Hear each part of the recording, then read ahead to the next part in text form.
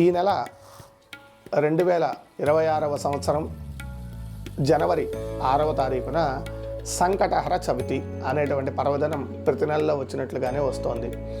ఈసారి దీనికి ఉన్న విశేషం ఏమిటయా అంటే అంగారక చతుర్థి మంగళవారము సంకటహర చవితి కలిసి వచ్చినటువంటి మహాపర్వదినము. కొత్తగా ఎవరైనా సంకటహర చవితి వ్రతాన్ని ఆచరించాలి అనుకుంటే ఈ రోజు నుంచి ఆచరించవచ్చు. చాలామంది అడుగుతూ ఉంటారు, ఏమండి సంకటహర చవితి మేము ఈ వ్రతాన్ని ఎలా చేయాలి అంటే దానికి కూడా వ్రత కథలు, కలశ స్థాపన ఇవన్నీ కూడా ఉన్నాయి. ఇవన్నీ మేము చెయ్యలేమండి, మా పరిస్థితి ఏమిటి అంటే మీరు ఇన్ని వారాలు అన్ని వారాలని మొక్కుకోకండి. దేవుడికి నమస్కారం చేసుకుని నాకు ఓపిక ఉన్నంత వరకు నేను సంకటహర చవితి వ్రతాన్ని చేసుకుంటాను అనేటువంటి నియమాన్ని పెట్టుకుని ఉదయం నుంచి సాయంత్రం వరకు ఉపవాసం ఉండి చంద్రోదయం తర్వాత స్వామి ప్రసాదాన్ని భుజించండి. ఆ రోజున దేవాలయాల్లో సాయంకాలం నాడు స్వామికి అభిషేకం చేస్తూ ఉంటారు. ఆ అభిషేకంలో పాల్గొనండి. అభిషేక తీర్థాన్ని స్వీకరించి అభిషేక ప్రసాదాన్ని స్వీకరించి తద్వారా మీ యొక్క ఉపవాసాన్ని వదిలివేయండి.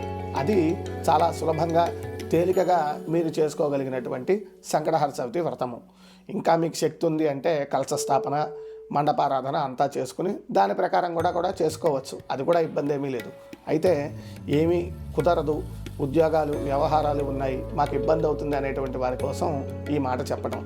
అయితే మంగళవారం నాడు వచ్చినటువంటి ఈ యొక్క అంగారక సంకటహర చవితికి విశేషం ఏమిటయా అంటే రుణ వ్రణ సంబంధం ఈ కుజుడికే. అంటే రుణాలకు, వ్రణము అంటే రోగము, క్యాన్సర్ లాంటి రోగాలు ఇవన్నీ కూడా అంగారకుడి వల్ల, కుజుడి వల్ల సంభవిస్తాయి అని చెప్తూ ఉంటుంది జ్యోతిష శాస్త్రం.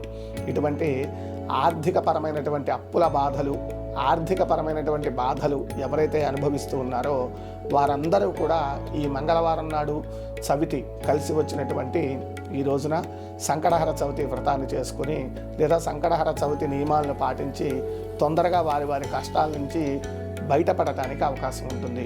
సంకటహర చవితి అభిషేకాన్ని లక్ష్మీ గణపతి స్వామి వారికి సంకటహర చవితి రోజు విశేషమైనటువంటి అభిషేకం జరపబడుతుంది. ఆ అభిషేకాన్ని కూడా మేము వీడియో రూపంలో ఈ ఛానల్లో పోస్ట్ చేస్తాము. ఒకవేళ ఎవరికైనా సరే మేము ప్రత్యక్షంగా వెళ్ళి అభిషేకం చేయించుకుంటానికి మాకు కుదరలేదు అనేటువంటి వారికి ఈ యొక్క అభిషేకం చూసి తద్వారా వారు కూడా తరించడానికి అవకాశం ఉంటుంది. అంతేకాదు ఎక్కడికైనా వెళ్ళినా దూరం నుంచి ఆ దేవాలయంలో మేము దర్శనం చేసుకోలేకపోయాము అని బాధపడుతూ ఉంటారే వారందరూ కూడా ఈ రోజున ఈ అభిషేకాన్ని చూడండి.